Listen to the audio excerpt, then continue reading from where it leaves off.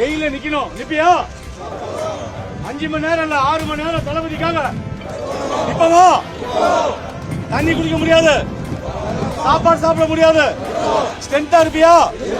வெயில்ல நிக்கணும் நிப்பியா? 5 மணி நேரம் 6 மணி நேரம் வந்து சாப்பிடாம இருக்கணும் இருப்பியா? இதெல்லாம் 5 மணி நேரம் 6 மணி நேரம் உன் பையனை இருக்க சொல்லுவியா? உன் மகளை இருக்க சொல்லுவீங்களா? இந்த மாதிரி 5 மணி நேரம் 6 மணி நேரம் வந்து சாப்பிடாம வெயில்ல மயக்க மட்டும் தான் யார் அதெல்லாம் பொறுப்பெடுத்துக்கிறது? இவர் நினைச்சுக்கிட்டாரு இந்த போகிரி படம் வேற பாத்துட்டு வந்திருப்பாரு போல இருக்கு. போகிரி படத்துல இந்த கிளைமேக்ஸ்ல வந்துட்டு விஜயன் அவர்கள் வந்துட்டு வருவாரு. வர்றப்ப வந்து பாத்தீங்கன்னா ஒரு 100 போலீஸ் நிக்க வச்சிருவாங்க.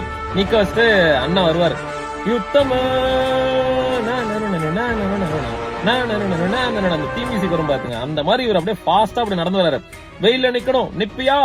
5 மணில இருந்து 6 மணி வரைக்கும் சாப்பிடக்கூடாது. சாரி 5 மணி நேரத்துல இருந்து 6 மணி நேரம் சாப்பிடக்கூடாது. தளபதிக்காக நீ சாப்பிடாம பட்டினியா இருக்கணும். யார் இருப்பாங்க எனக்கு புரியல.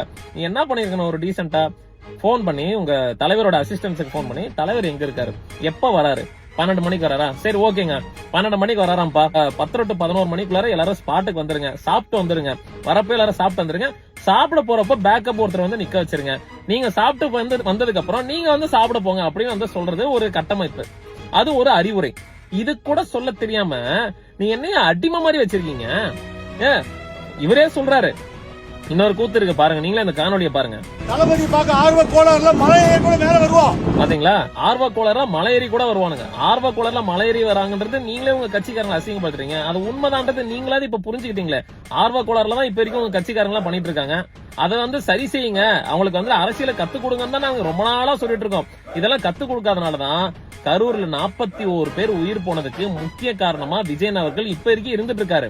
நீங்க கட்டமைப்பு இல்லாதனாலதான் இதெல்லாம் நடந்துட்டு இருக்கு. அது ஏன் உங்களுக்கு புரியவே மாட்டேங்குது?